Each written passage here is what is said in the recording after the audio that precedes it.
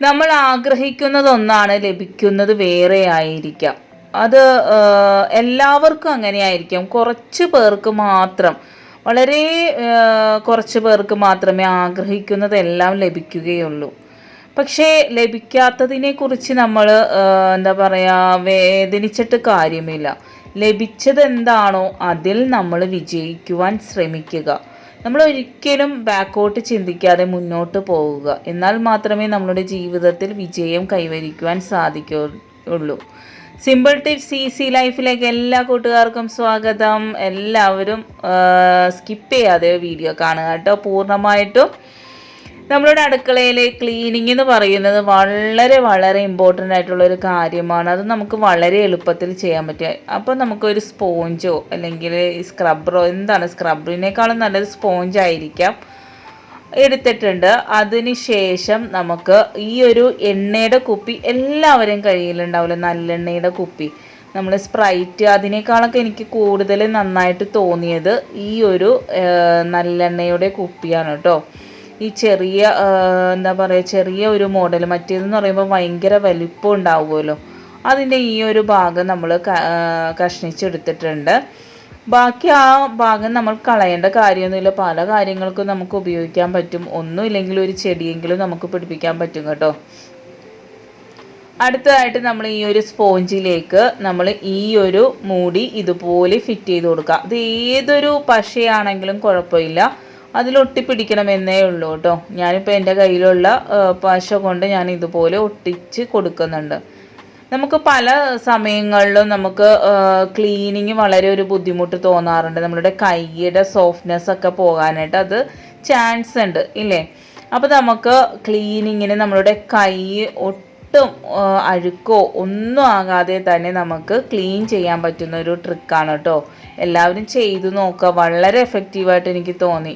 ഇതിൽ നമുക്ക് ഓരോ ദിവസവും ഓരോന്നും നമുക്ക് ചെയ്യാം കേട്ടോ. ഇതിപ്പോൾ ഞാൻ നമ്മളുടെ വാഷർ ഒഴിച്ചു കൊടുക്കുന്നുണ്ട്, വിനാഗിരി ഒഴിച്ചു കൊടുക്കുന്നുണ്ട്, കുറച്ച് നമ്മളുടെ എടുക്കുന്നുണ്ട്. നമ്മൾ രാത്രി കിടക്കുമ്പം നമ്മളുടെ സിങ്കൊക്കെ കഴുകുന്നത് ഡെറ്റോളും കൂടെ ചേർത്താണെങ്കിൽ അതിൽ നിന്ന് പാറ്റ വരുന്നതൊക്കെ നമുക്ക് തടയാൻ പറ്റും കേട്ടോ. ഇതിപ്പോൾ രാത്രിയാണ് ഞാൻ ചെയ്യുന്നത്.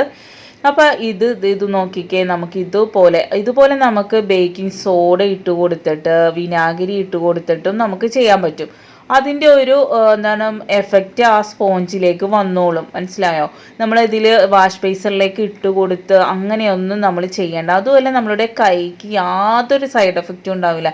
നമ്മളുടെ കൈ ഇതിങ്ങനെ സോപ്പ് കുറേ നമ്മൾ ഉപയോഗിക്കുമ്പോൾ ഡ്രൈ ആയിട്ട് ഒരു വല്ലാണ്ടാവും കൈകൾ. സ്ത്രീകളെ കൈകൾ പ്രത്യേകിച്ച് ഈ ഒരു വാഷ് ബേസിൻ കഴുകൽ, അതുപോലെ തന്നെ പാത്രം കഴുകൽ, ഇതൊക്കെ നമുക്ക് വളരെ ഇതാണല്ലോ കൈക്ക്. അപ്പോൾ ഇതൊന്ന് ചെയ്ത് നോക്കാം കേട്ടോ. അടുത്തതായിട്ട് നമ്മൾ രാവിലെ എഴുന്നേൽക്കുമ്പോൾ തന്നെ നമ്മൾ ദോശ ഉണ്ടാക്കാമെന്നൊക്കെ വിചാരിച്ച് എഴുന്നേറ്റ് കഴിയുമ്പം നോക്കുമ്പം മാവിന് പുളി, ഞാൻ ഒരു 4 ദിവസത്തേക്കൊക്കെ ഉള്ള മാവ് ഇതുപോലെ ഞാൻ അരച്ച് വെക്കാറുണ്ട്. അപ്പോൾ അവസാന ദിവസം ആകുമ്പോഴത്തേക്കും അതിന് പുളിയും വരും, അതുപോലെ തന്നെ നമുക്ക് പൊടി വളരെ കുറവുമായിരിക്കും. അപ്പം നമുക്ക് വേറെ എന്തെങ്കിലും ഉണ്ടാക്കാമെന്ന് പറഞ്ഞാൽ ദോശയ്ക്കുള്ള നമുക്ക് വളരെ എളുപ്പം ഇഡ്ഡലി, ദോശ, അപ്പം, ഉപ്പുമാവ്, ഇതൊക്കെ നമുക്ക് രാവിലെ എളുപ്പത്തിൽ സ്കൂളുള്ള ടൈമിനൊക്കെ ഉണ്ടാക്കാനായിട്ട് എളുപ്പമായിട്ടുള്ളൊരു കാര്യം. അപ്പോൾ നമുക്ക് ക്വാണ്ടിറ്റി കുറവാണെങ്കിലും കുഴപ്പമില്ല, നല്ല പുളിയുള്ള മാവാണെങ്കിലും നിങ്ങൾ ഇതുപോലെ ഒന്ന് ചെയ്ത് നോക്കട്ടോ. ദോശൻ്റെ ടേസ്റ്റ് കൂടുകയുള്ളൂ, വളരെ ടേസ്റ്റി ആയിരിക്കും. അതിനോടൊപ്പം തന്നെ പുളിയും കുറയും കേട്ടോ. ആദ്യമായിട്ട് ഞാനിവിടെ വെള്ള അവലാണ് എടുത്തേക്കുന്നത്. മറ്റേ അവലെടുത്താലും കുഴപ്പമില്ല, പക്ഷേ ഇത് പെട്ടെന്ന് നമുക്ക് കുതിർന്ന് കിട്ടും. അതുകൊണ്ടാണ് വെള്ള അവലെടുത്തേക്കുന്നത് കേട്ടോ. അതിലേക്ക് നമ്മളുടെ മാവിലേക്ക് ഇട്ട് കൊടുത്തിട്ടുണ്ട്. പിന്നെ അതേ ഒരു കപ്പിൽ തന്നെ ഞാൻ തേങ്ങ ഇട്ട് കൊടുത്തിട്ടുണ്ട്, അത് സ്കിപ്പായി പോയിട്ടോ. അതിലേക്ക് നമ്മളൊരു 1/2 കപ്പ് റവ, വറുത്ത റവയാണ് ഇട്ട് കൊടുത്തേക്കുന്നത്, അതുകൂടി ഇട്ട് കൊടുക്കുന്നുണ്ട് കേട്ടോ. നമ്മൾ തേങ്ങ 1 കപ്പ്, അവൽ 1 കപ്പ്, 1/2 കപ്പ് റവ, ഇതെല്ലാം കൂടി നല്ലതുപോലെ മിക്സ് ചെയ്യുക. അതിനുശേഷം നമുക്ക് മിക്സിയിലിട്ടതിന് ശേഷം ആവശ്യത്തിന് വെള്ളം, നമുക്ക് ദോശ, ഇപ്പോൾ ഇഡ്ഡലിയുടെ മാവാണ് ഞാൻ എടുത്തേക്കുന്നത്, ദോശക്ക് എത്രത്തോളം വെള്ളം വേണമെന്ന് എല്ലാവർക്കും അറിയാമല്ലോ.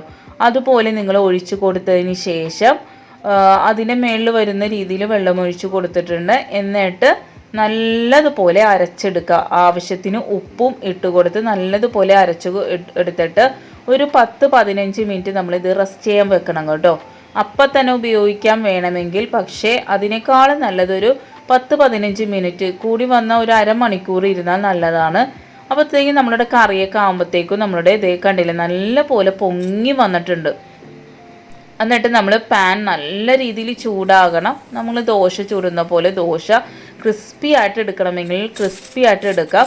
അല്ലെങ്കിൽ എങ്ങനെയാണ് നിങ്ങൾക്ക് ഇഷ്ടം അതുപോലെ നിങ്ങൾ ദോശ ചുട്ടെടുക്കുക കേട്ടോ. വളരെ ടേസ്റ്റിയാണ്, വളരെ എളുപ്പത്തിൽ ചെയ്യാൻ പറ്റും. നമ്മൾ ആ മാവ് കളയേണ്ട കാര്യമില്ല, അതിനോടൊപ്പം തന്നെ ടേസ്റ്റ് കൂടുകയും ചെയ്യും. നമുക്ക് എളുപ്പ പണിയാണല്ലോ ഈ ദോശ എന്നൊക്കെ പറയണത്. എനിക്ക് വളരെ ബുദ്ധിമുട്ടാവും. ക്ലാസ് ഉള്ള ദിവസങ്ങളിൽ നമുക്ക് ബ്രേക്ക്ഫാസ്റ്റ് എന്ത് ചെയ്യും, ലഞ്ചിന് എന്ത് കൊടുത്തു വിടും, ഇങ്ങനെയൊക്കെ ഉള്ള ടെൻഷനായിരിക്കും. അപ്പോൾ ഇതുപോലെ ഒന്ന് ചെയ്ത് നോക്കട്ടെ, വളരെ ടേസ്റ്റിയാണ്. ഞാൻ ഇന്നിപ്പോൾ ഇതിന് കറി ഉണ്ടാക്കിയത് ചെറുപയർ കറിയാണ് കേട്ടോ. തക്കാളി ചമ്മന്തി ആണെങ്കിലും നല്ലതാണ്, തേങ്ങാ ചമ്മന്തി ആണെങ്കിലും നല്ലതാണ്. അപ്പോൾ ഇത് ചെയ്ത് നോക്കൂ കേട്ടോ. അടുത്തായിട്ട് നമ്മൾ പാല് തിളപ്പിക്കാൻ വെക്കുമ്പോൾ നമ്മൾ എന്ത് വന്നാലും നമ്മളവിടെ നോക്കി നിൽക്കുമ്പോൾ തിളക്കില്ല. നമ്മൾ അങ്ങോട്ടും ഇങ്ങോട്ടും മാറുമ്പോഴോ അല്ലെങ്കിൽ ഒരു സാധനം എടുക്കാൻ പോകുമ്പോഴത്തേ അത് തിളച്ച് പുറത്തേക്ക് പോകും.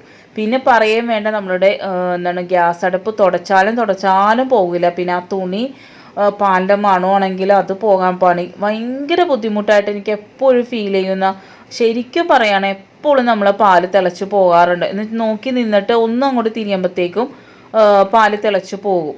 അപ്പോൾ അതില്ലാതെ ഇരിക്കുവാനായിട്ട് വളരെ അടിപൊളിയായിട്ടുള്ളൊരു നല്ല ടിപ്പാണ് കേട്ടോ പറഞ്ഞു തരാൻ പോകുന്നത്. എല്ലാവരും ഒന്ന് ചെയ്ത് നോക്കുക.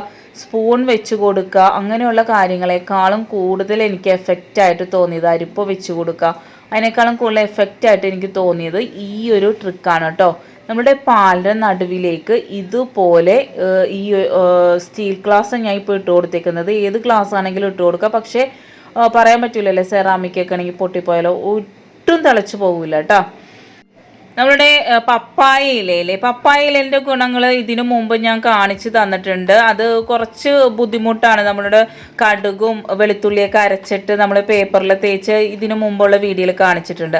അതൊന്നും ഇല്ലാതെ തന്നെ നമ്മൾ വൈകുന്നേരങ്ങളിൽ ഒരു 4-5 മണിയാകുമ്പോഴത്തേക്കും നമ്മൾ വേസ്റ്റ് കത്തിക്കുകയോ അല്ലെങ്കിൽ ഇതുപോലെ ഒരു ചിരട്ട കത്തിച്ചിട്ട് പപ്പായ ഇല ഇതുപോലെ പിച്ചി ചെറുതായിട്ട് ഇട്ട് കൊടുത്തു കഴിഞ്ഞാൽ ആ പരിസരത്ത് ആ പറമ്പിലേ കൊതുക് വരില്ല കേട്ടോ. ഇപ്പം ഡെങ്കു അങ്ങനെയുള്ള പനികൾ കള്ളിയാണ്, ഭയങ്കര അധികമായിട്ട് പനികൾ ഇറങ്ങിയിട്ടുണ്ട്. അപ്പോൾ അത് പലതും കൊതുകിൽ നിന്നാണ് വരുന്നത്. അപ്പം നിങ്ങൾ ഇതുപോലെ പപ്പായ ഒന്നും ചെയ്യേണ്ട, പപ്പായയുടെ ഇല ഇതുപോലെ ഒന്ന് പിച്ചി ഇട്ട് കൊടുത്താൽ മതി. അത് വേസ്റ്റ് കത്തിക്കുമ്പോഴാണെങ്കിലും അല്ലെങ്കിൽ ഒരു ചിരട്ട ഇതുപോലെ ഇട്ട് കൊടുത്താൽ മതി. നമ്മൾ വേസ്റ്റ് കൂട്ടത്തോടെ കത്തിക്കുമ്പം അതിൻ്റെ മുകളിൽ ഈ ഒരു പപ്പായ ഇല ഇട്ട് കൊടുത്താലും നല്ലതാണ് കേട്ടോ. നമ്മളുടെ പറമ്പിൽ വരുമ്പോഴാണ് നമ്മൾ വീട്ടിലേക്കും കൊതുക് കയറുന്നത്. ആ ഒരു ശല്യമേ ഉണ്ടാവില്ല. നിങ്ങളൊന്ന് ചെയ്ത് നോക്കും. വളരെ എഫക്റ്റീവായിട്ടുള്ള ഒരു ഹോം റെമഡി ആണ് കേട്ടോ. തീർച്ചയായിട്ടും നിങ്ങൾ ഇഷ്ടപ്പെടുകയാണെങ്കിൽ ലൈക്കും ഷെയർ ഒന്നും അത് തന്ന സപ്പോർട്ട് പോലെ തന്നെ തുടർന്ന് സപ്പോർട്ട് നൽകാൻ നെക്സ്റ്റ് ടൈം നല്ലൊരു വീഡിയോയുമായി വരാം.